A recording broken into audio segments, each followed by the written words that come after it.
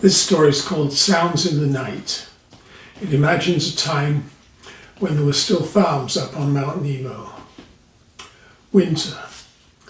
The old house creaks and groans. Ice and snow weigh down the roof. The rafters shift minutely as they attempt to maintain equilibrium with the heat that rises when the oil furnace starts up, runs and then switches off again. As it starts up, a whoosh of warm air escapes from the register in the corner after the furnace lights and the fan cuts in. The heating system also emits a low vibration that can be heard if one strains from the basement. What a marvellous invention is central heating. She remembers when she was younger that the house was heated with a wood stove, whose ductwork snaked through the upstairs rooms. In those days it would be cosy when she went to bed. But as the winter nights drew on and the fire burned low, it was often so cold by morning she would get dressed before going to wash rather than afterwards. And she would huddle beneath a pile of blankets with a wool sweater over her pyjamas, listening to the sound of her own breathing, while the moisture of her breath condensed to ice onto the insides of the window panes. Across the room, her younger sister's breathing is usually steady, except in the morning when it changes into little snuffles just before she wakens. Tonight, however, her sister has a bit of a cold, and she listens to her breath rasping as her sister breathes through her mouth. When she turns over, the mattress spring squeaks slightly, for this is in the days before box springs under mattresses. Her alarm clock ticks the seconds away. When she's sleeping, and even when she wakes in the mornings, the sound is almost imperceptible and not noticed. But tonight she finds it hard to sleep. She has a math exam at school tomorrow, and the ticking clock fills her head with its aural vibrations. What's the product of 5, 6 and 3/4? And why does she need to remember it? If she should decide to become a nurse, will she ever have need of that piece of information? Anyway, why can't the school focus on things that are more useful, like the number of pecks in a bushel or rods in a chain that a farm girl needs to know? Her parents have long since come up to bed. Mother, gently up the stairs, but unable to avoid the squeaky boards outside the bathroom.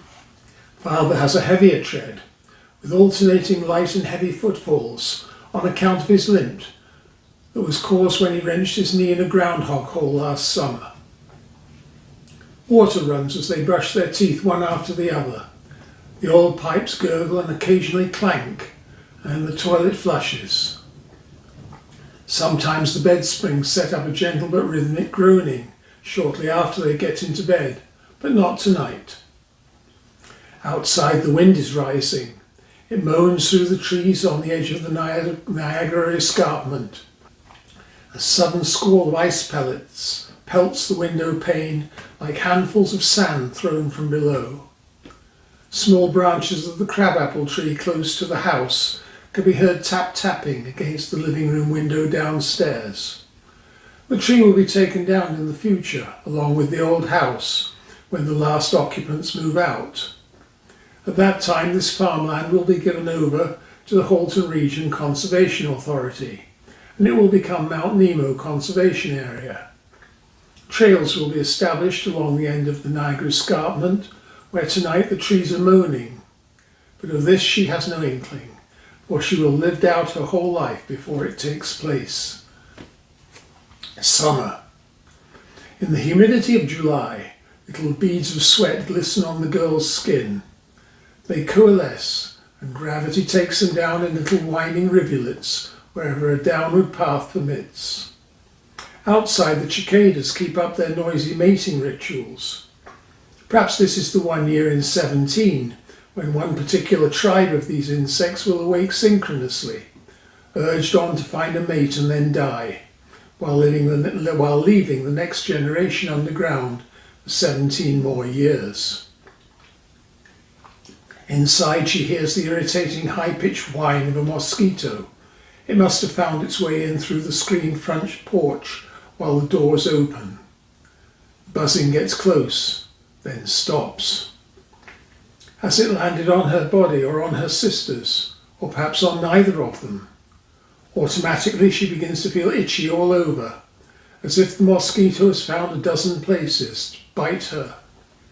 It's not that she reacts badly to mosquito bites, it's the irritation of that high-pitched buzzing when it gets close to her ear.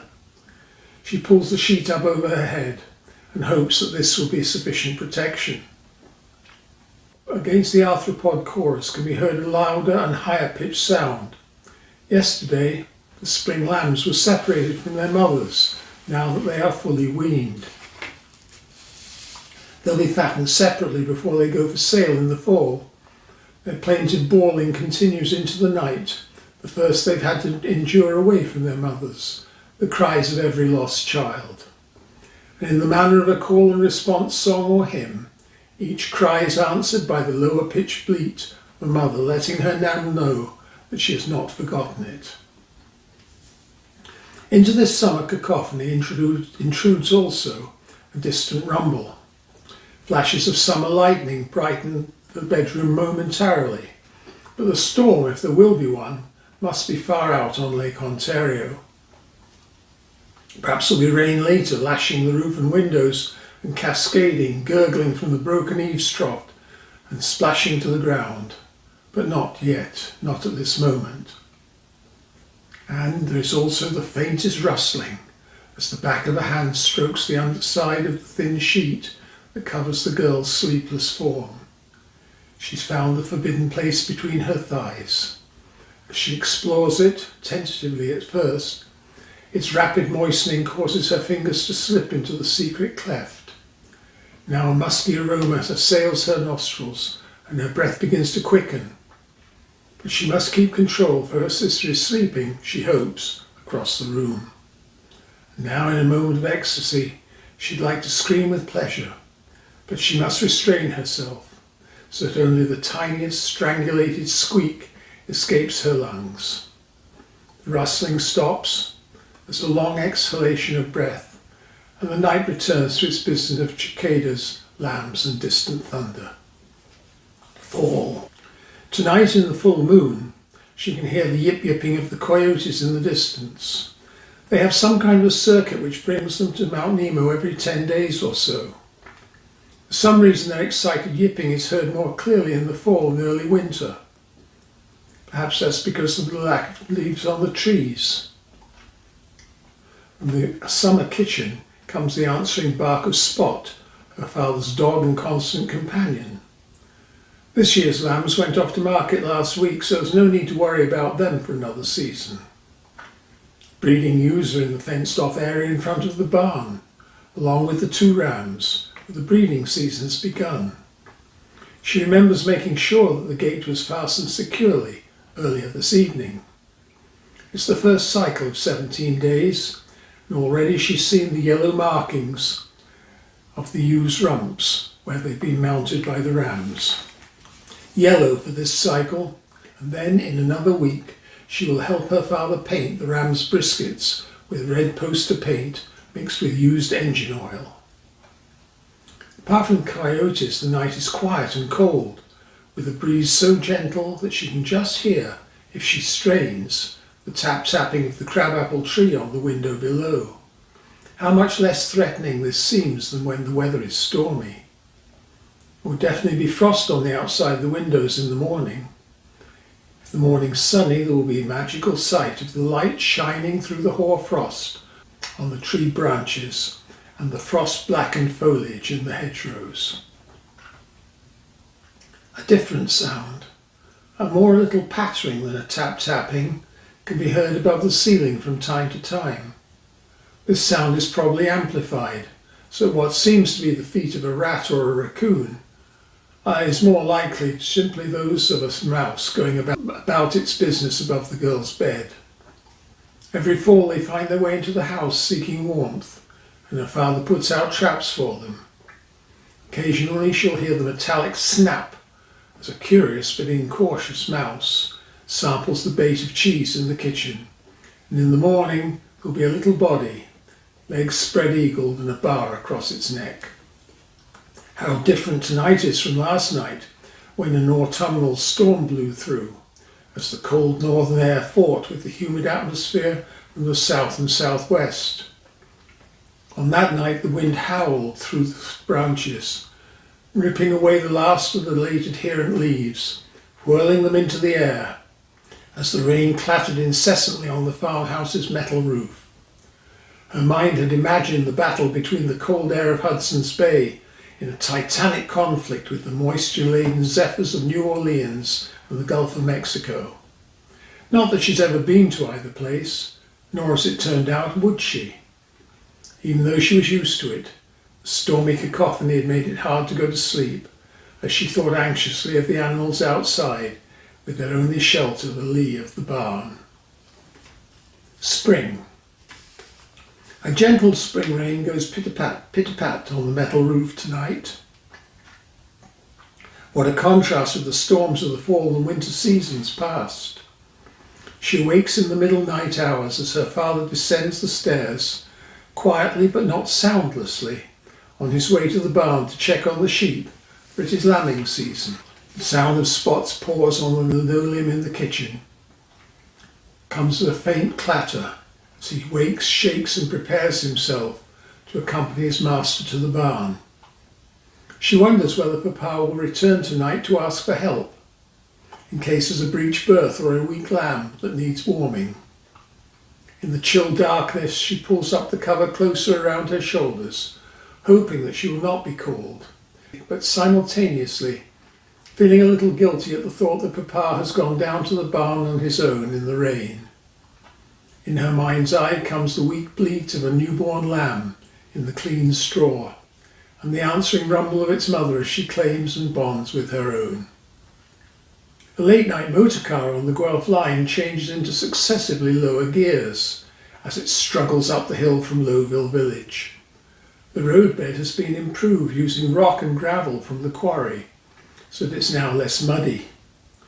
Now that spring has returned, the house will once again be shaken by the blasting that starts early in the morning and sometimes continues through the day, and trucks will rumble past the homestead, taking the very fabric of the Niagara escarpment away to distant parts. Papa complains that the tremors from these explosions is causing the plaster on the walls and ceiling to crack. Her mother's criticism is the dust that invades every nook and cranny, but there's nothing that they can do about it, any of them. She wonders whether the family will ever be able to afford the luxury of a motor vehicle, perhaps a pickup truck, as she remembers journeys a day there and a day back, taking small grains down to the rail yard in Burlington by horse and cart. But that's several months in the future, when the days will be hot and sticky.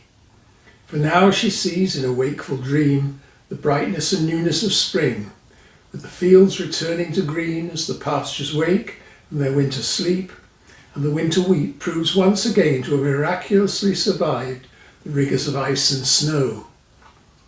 Already the snowdrops by the kitchen door have come and gone, and the needles of the evergreens on the escarpment are starting to change back from dull olive green to their emerald hue of summer. In the woods, tiny yellow trout lilies can be seen among last season's leaves, along with a profusion of trillium, white and pink, supervised, it seems, by massed umbrellas and May apples. Now she hears the latch on the back door. Pa's returning. Back door opens on squeaky hinges, and after a moment it closes again. Is everything all right tonight, or does he need help? Soundless intervals suggest the former. Now the sound of footfalls on the stairs, quiet but at the same time heavy. Pa seems to be getting older. He's only 47, yet his hair is grey.